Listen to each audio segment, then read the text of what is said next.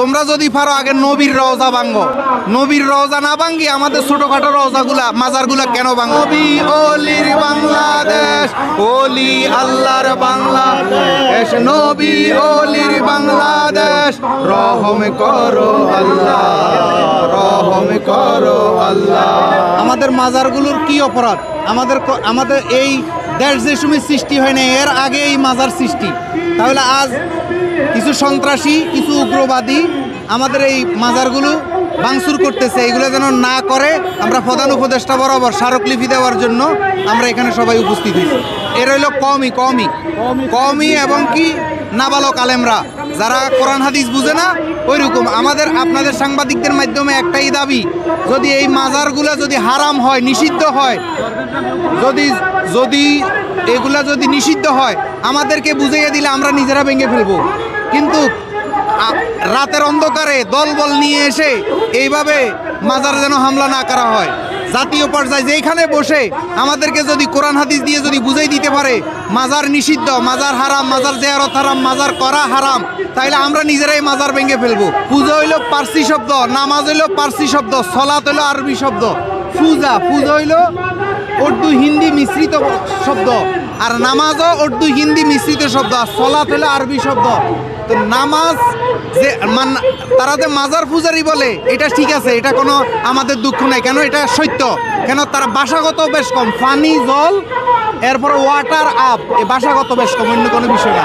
আমাদের এগুলো নিয়ে ফেতনা নাই, আমাদেরকে গালি দেখ, আমাদেরকে জবাই করলেও আমাদের দুঃখ নাই, কিন্তু আমাদের মাজারগুলোর যেন কোনো আক্রমণ না করা হয়। তখনই করুক যখন আমাদেরকে বুঝাই দিবে যে এগুলা হারাম, নিষিদ্ধ, কোরআন হাদিসে নাই, এগুলা করলে মানুষের ক্ষতি হবে, তাহলে আমরা নিজেরাই ভেঙে ফেলবো।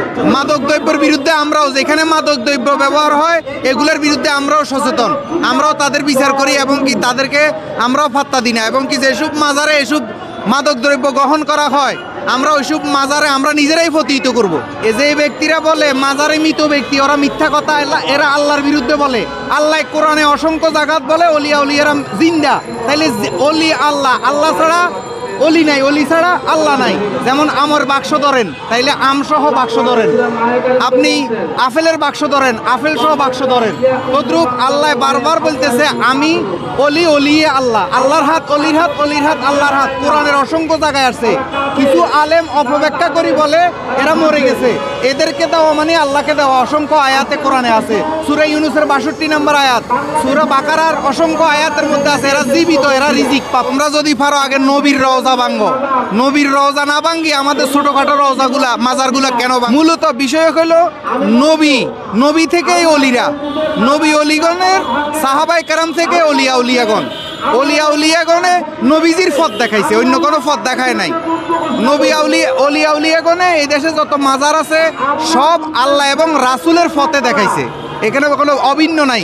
এরাই নবীর প্রতিনিধি। কমে আলেমদের সাথে আমাদের কোনো দ্বন্দ্ব নাই, আমাদের দ্বন্দ্ব হইল যারা বুঝে না তাদের সাথে। আর গান বাজনা, আল্লাহর নবী বিবি আয়েশার থেকে গান শুনেছেন। আল্লাহর নবী নিজে আয়েশা রাদিয়াল্লাহু তাআলা আনহু ধপ বাজাইয়া নবীরে গান শুনাইছেন। তাইলে ওই গান হারাম, যেই গান শুনলে কথা খেয়াল হয়, খারাপ কথা খেয়াল হয়, ওই গান আমরাও করি না। আমরা সুফিবাদী গান করি, যেই গান করলে আল্লাহ রাসূলের কথা মনে হয়, কবরের কথা মনে হয়। ওরা না বুঝে আমাদেরকে অত্যাচার করে। এই অলি আল্লাহর বাংলাদেশ, রহম করো আল্লাহ, রহম করো আল্লাহ। এই অলি আল্লাহর বাংলাদেশ, নবী অলির বাংলাদেশ, অলি আল্লাহর বাংলাদেশ, নবী অলির বাংলাদেশ, রহম করো আল্লাহ, রহম করো আল্লাহ।